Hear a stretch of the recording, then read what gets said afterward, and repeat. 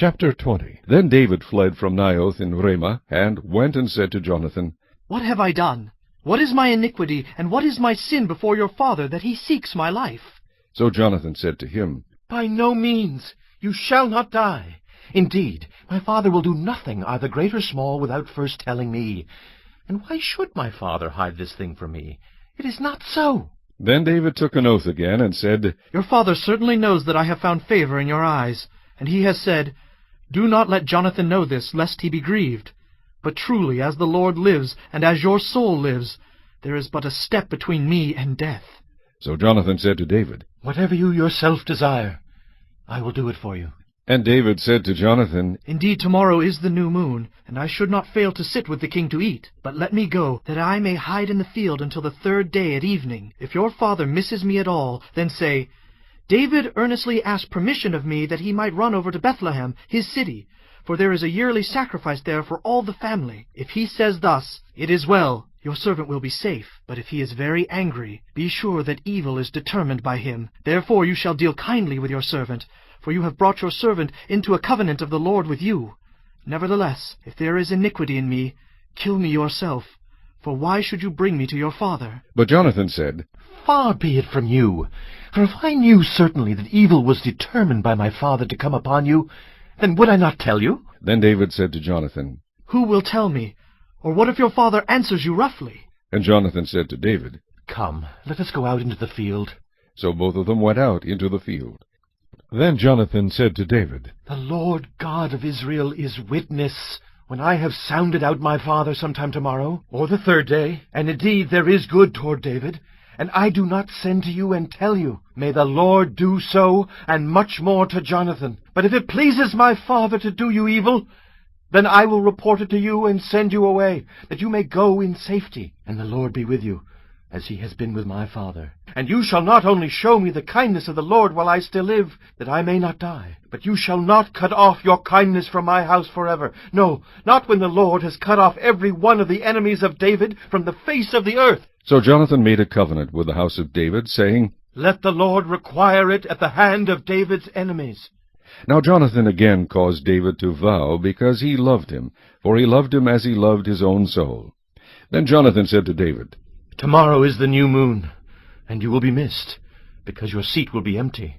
And when you have stayed 3 days, go down quickly and come to the place where you hid on the day of the deed, and remain by the stone Ezel.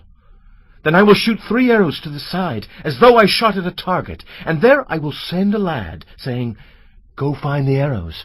If I expressly say to the lad, Look, the arrows are on this side of you, get them and come, then, as the Lord lives, there is safety for you and no harm.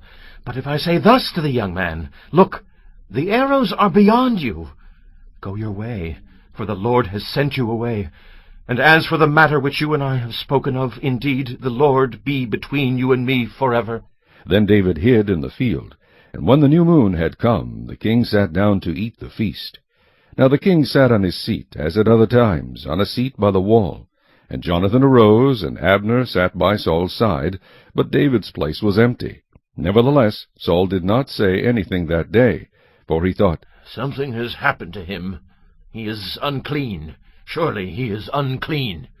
And it happened the next day, the 2nd day of the month, that David's place was empty. And Saul said to Jonathan his son, Why has the son of Jesse not come to eat, either yesterday or today? So Jonathan answered Saul, David earnestly asked permission of me to go to Bethlehem, and he said, Please let me go, for our family has a sacrifice in the city, and my brother has commanded me to be there. And now, if I have found favor in your eyes, please let me get away and see my brothers. Therefore he has not come to the king's table. Then Saul's anger was aroused against Jonathan, and he said to him, You son of a perverse, rebellious woman! Do I not know that you have chosen the son of Jesse to your own shame, and to the shame of your mother's nakedness? For as long as the son of Jesse lives on the earth, you shall not be established, nor your kingdom. Now, therefore, send and bring him to me, for he shall surely die. And Jonathan answered Saul his father, and said to him, Why should he be killed? What has he done? Then Saul cast a spear at him to kill him, by which Jonathan knew that it was determined by his father to kill David. So Jonathan arose from the table in fierce anger, and ate no food the 2nd day of the month, for he was grieved for David, because his father had treated him shamefully. And so it was in the morning that Jonathan went out into the field at the time appointed with David, and a little lad was with him. Then he said to his lad, Now run! Find the arrows which I shoot. As the lad ran, he shot an arrow beyond him. When the lad had come to the place where the arrow was which Jonathan had shot, Jonathan cried out after the lad and said, Is not the arrow beyond you? And Jonathan cried out after the lad, Make haste! Hurry! Do not delay! So Jonathan's lad gathered up the arrows and came back to his master. But the lad did not know anything. Only Jonathan and David knew of the matter. Then Jonathan gave his weapons to his lad and said to him, Go, carry them to the city. As soon as the lad had gone, David arose from a place toward the south, fell on his face to the ground, and bowed